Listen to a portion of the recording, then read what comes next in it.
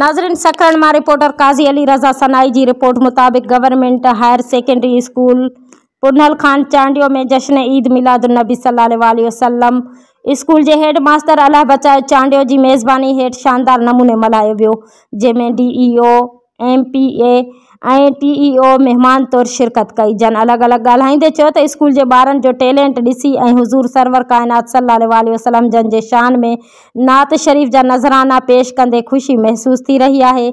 संदन आवाज़ ऐं अंदाज़ इंतहाई ख़ूबसूरत हो। हिननि चयो त दुनिया जे हज़ारे लखे ख़ुशियूं हिक पासे पर आका करीम सल्लल्लाहु अलैहि वसल्लम जन जी वलाद जी खुशी दुनिया की अज़ीम खुशियुनि में शामिल है। उन करे हर मुसलमान ते लाज़िम है त हू नबी साईं सल्लल्लाहु अलैहि वसल्लम जन जो मीलाद शरीफ़ भरपूर नमूने मल्हाइनि।